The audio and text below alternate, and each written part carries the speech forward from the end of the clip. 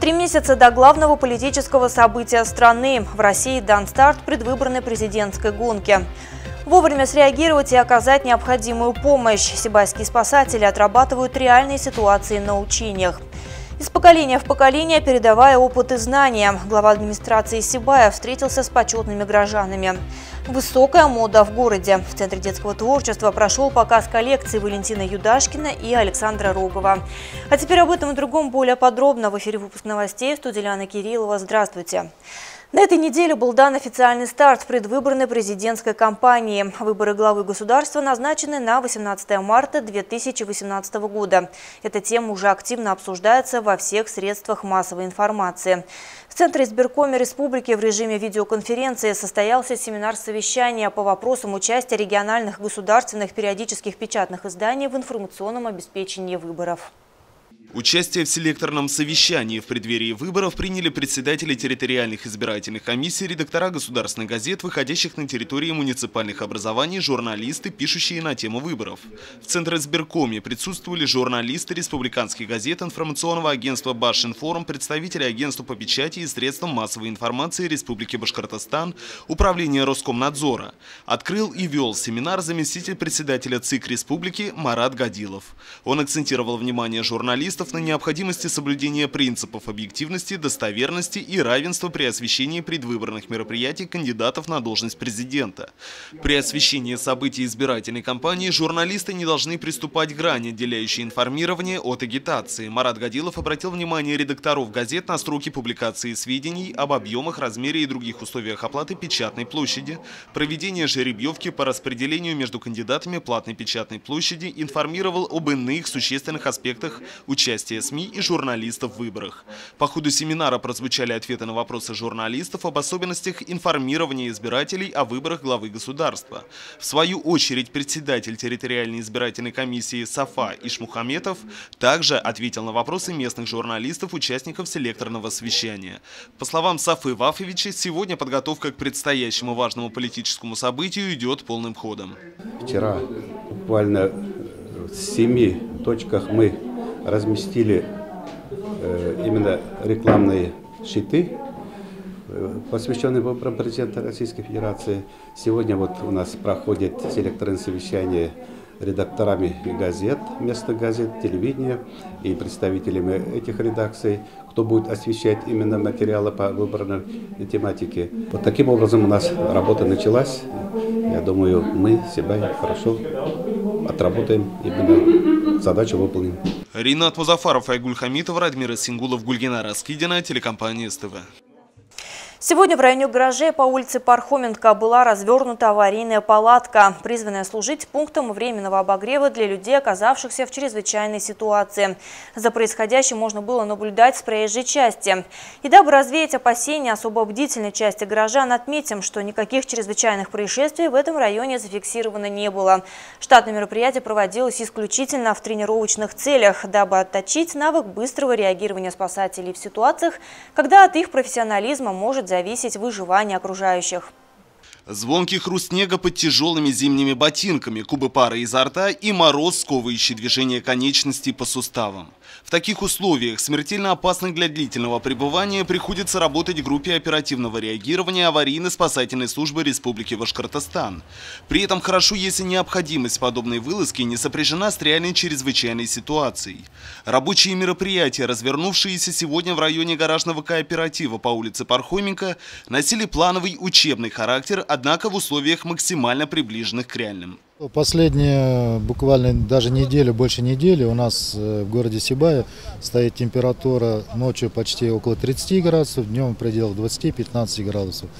Поэтому для подготовки и для того, чтобы приобрести дополнительные навыки по развертыванию палатки ЧС, которые предназначены для временного размещения, будь это автострада, будь это разрушение здания или развертывание какого-то штаба, мы разворачиваем данную палатку ЧС.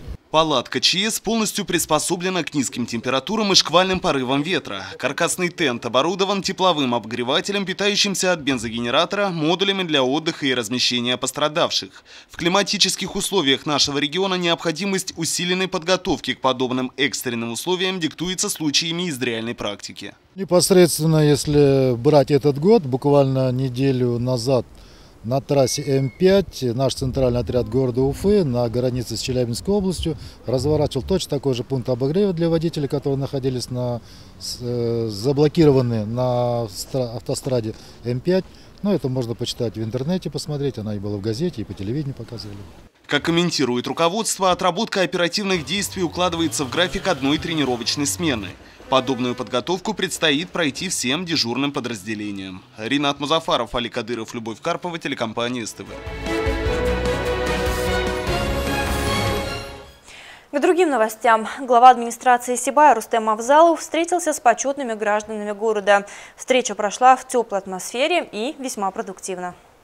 Предновогодняя встреча главы администрации Сибая и почетных граждан состоялась за чашкой чая и началась с подведения итогов. Рустем Авзалов рассказал присутствующим, как проходит 2017 год. За месяц работы в должности мэра и ознакомления со многими сферами он отметил, что все задачи, поставленные на текущий год, выполнены. На встрече в зале заседания собрались заслуженные горняки, строители, врачи, учителя. Все, кто внес значительный вклад в развитие Сибая. Заслуженный работник культуры России Дамир Галимов. Заслуженный металлург БАССР Анна Суворова, заслуженный работник транспорта Софиулла Хасанов, доктор экономических и кандидат технических наук Зинур Ермухаметов, заслуженный строитель РСФСР Абубакир Расулов, заслуженный врач Республики Башкортостан, отличник здравоохранения СССР Рима Авзалова, заслуженный учитель школы БАССР Наталья Кадакова, почетный строитель России Эмиль Мавлеткулов.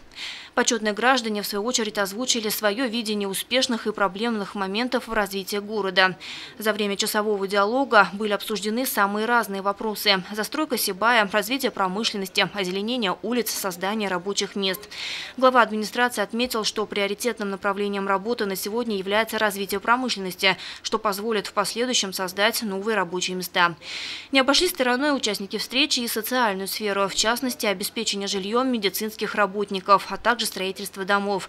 На что Рустем Ахмедкаримович ответил, что работа в данном направлении ведется. Подобные встречи, проводимые скорее в неформальной обстановке, это возможность руководства услышать конструктивные советы от тех, кто своей жизнью и трудом заслужили уважение.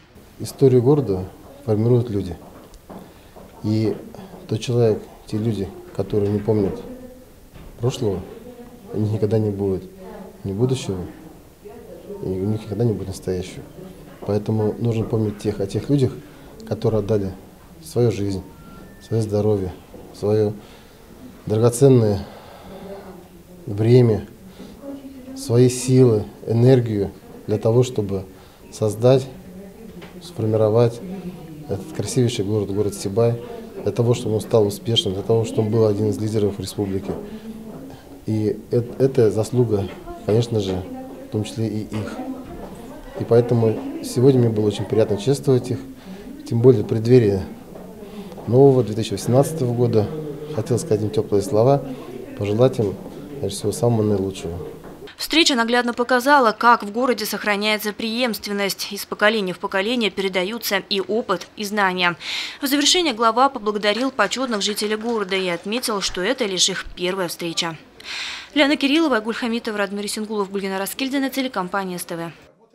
И еще об одной встрече. Представители общественного совета при отделе МВД России по городу Сибай совместно с сотрудниками полиции провели прием граждан по личным вопросам. Напомню, что совет при местной полиции существует с 2011 года. В его состав входят уважаемые люди города, которые имеют значительный жизненный опыт и заслуженный авторитет. С какими вопросами обратились сибайцы, расскажем далее. В отделе внутренних дел Сибая прием граждан с участием членов общественного совета при отделе МВД проходит ежеквартально. В среднем каждый раз обращаются до 10 граждан. Проблемы людей разнообразны. Председатель общественного совета Артур Медбаев и начальник отдела внутренних дел России по городу Сибая Константин Котелевский всех внимательно выслушали и постарались многие вопросы решить на месте. Стоит заметить, что часто горожане задают вопросы не личного, а скорее общероссийского характера. К примеру, на этот раз было обращение по поводу роста тарифов на коммунальные услуги. Часть вопросов касалась дел, расследуемых на данный момент сибайскими полицейскими. Все эти обращения начальник отдела МВД по городу Сибай взял под личный контроль. С учетом завершения рабочего года состоялось и итоговое заседание Общественного совета, на котором были озвучены результаты деятельности за минувшие 12 месяцев. Из ранее запланированных проведены мероприятия по вопросам духовно-нравственного воспитания сотрудников полиции и молодежи, встречи в учебных заведениях, приемы граждан и другое. Добавим, что представители Совета вносят свой вклад в решение наиболее важных вопросов, касающихся деятельности полиции. На итоговом заседании также был намечен план работы на 2018 год. Приоритетными станут участие Общественного совета в создании положительного имиджа сотрудника полиции, борьба с незаконным оборотом алкоголя, возможность привлечения к профилактической деятельности волонтеров. Лена Кириллова, Айгуль Хамитова, Алик Кадыров, Любовь Карпова, телекомпания СТВ.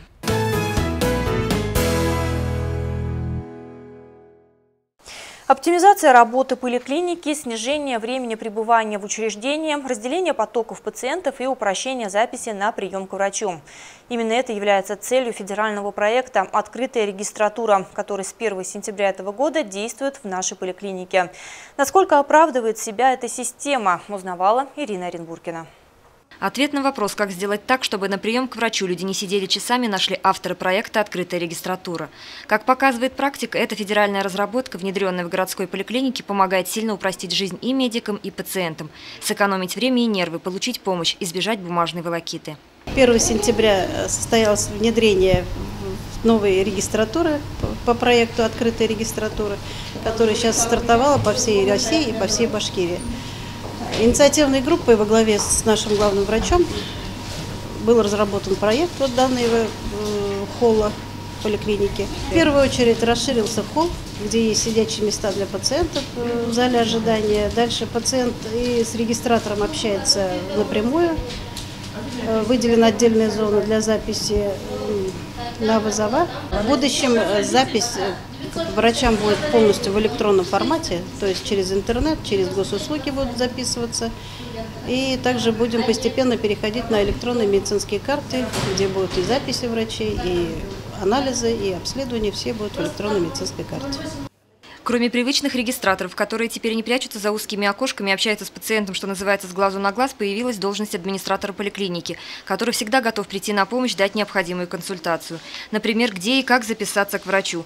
Пара прикосновений, и информат выдает талон на прием к специалисту на нужное пациенту время и дату. Записаться на прием можно дома через портал госуслуги, а можно просто позвонить в колл-центр, который сейчас функционирует отдельно, не отвлекая регистраторов на звонки. Оператор не только зафиксирует обращение в электронном журнале, но и оценит важность звонка, а в случае необходимости направит его в экстренную службу. Городская поликлиника, здравствуйте.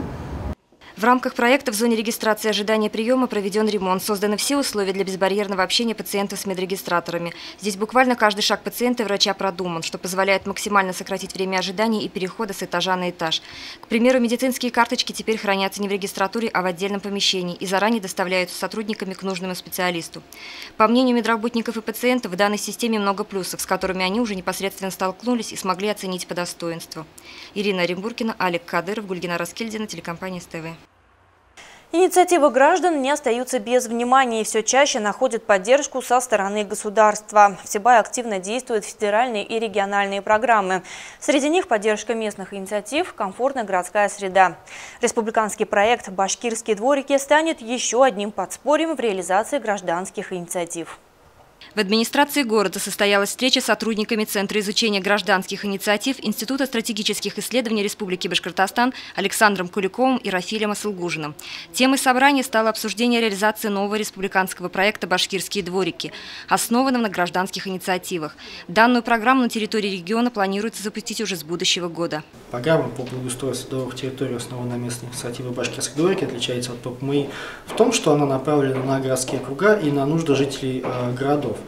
Безусловно, есть большинство дворов, в которых жители хотят либо положить асфальт, либо поставить детскую спортивную площадку, либо заменить освещение. И в ППМИ не всегда есть возможность сделать детскую площадку, асфальтирование и сделать ремонт освещения.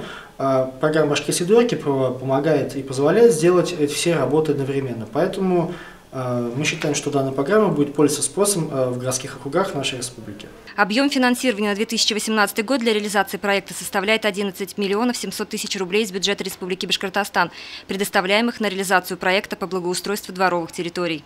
Что касается финансового участия населения, то по аналогии с ППМ жители могут софинансировать проект от 5% до 10%.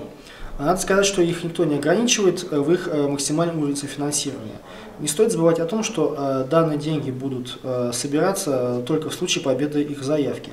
Также проект будет софинансироваться со стороны администрации в размере 15% от размера запрашиваемой субсидии. Что касается денежного участия спонсоров, оно не является также обязательным, но при наличии спонсоров, которые будут участвовать в этом финансово либо материально, предоставлять материалы, технику, работу, за это тоже будут начисляться дополнительные баллы. Данная программа предусматривает реализацию таких работ, как ремонт асфальтового покрытия, установка детского игрового комплекса, спортивной площадки, оборудование автомобильных парковок, организация наружного освещения, устройство пешеходных дорожек, установка скамеек, беседок, урн для мусора, а также устройство придомовых ограждений. Для участия в данной программе жителям необходимо подать заявку в администрацию города и соблюсти основные критерии отбора проектов по благоустройству дворовых территорий. Ирина Редбуркина, Радмир Сингулов, Любовь Карпова, телекомпания СТВ. Какие программы сейчас реализуются, где проходят форумы, как получить гранты? Об этом и другом представители молодого поколения могут узнать с помощью автоматизированной информационной системы Росмолодежи АИС. К регистрации на данном портале активно призывают и органы власти, и лидеры общественных организаций. Екатерина Марочкина продолжит тему. В декабре в Башкортостане была утверждена государственная программа развития физической культуры, спорта и молодежной политики в республике. Согласно документу, предполагается увеличить долю систематически занимающихся физической культурой и спортом в общей численности населения региона. Для этого предполагается развивать спортивную инфраструктуру, укреплять материально-техническую базу отрасли, разъяснять преимущества здорового образа жизни.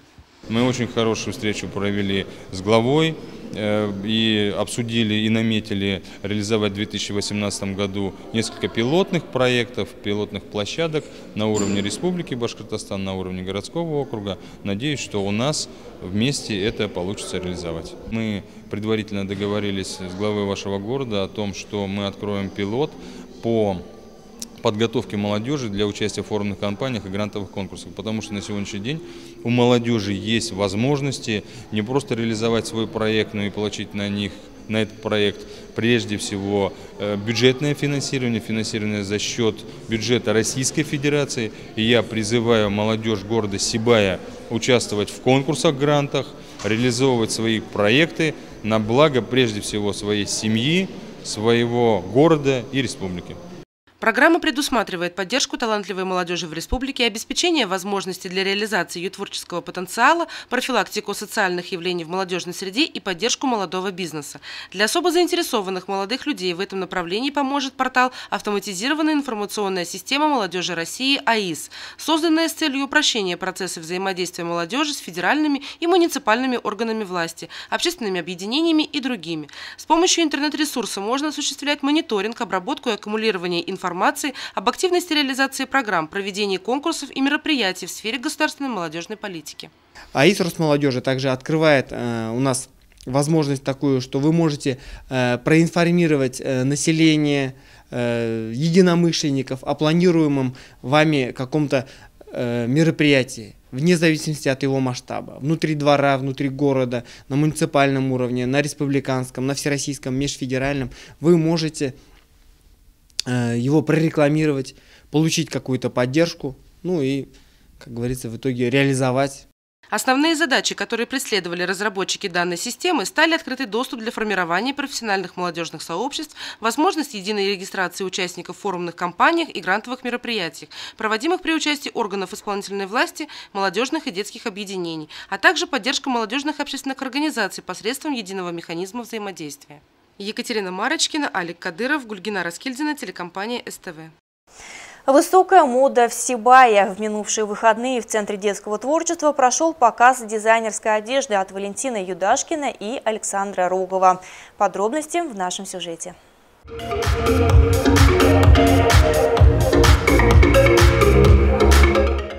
В В городе состоялся фэшн-показ новых модных коллекций одежды от дизайнеров с мировым именем, известного кутюрье Валентина Юдашкина и телеведущего, стилиста и эксперта моды Александра Рогова.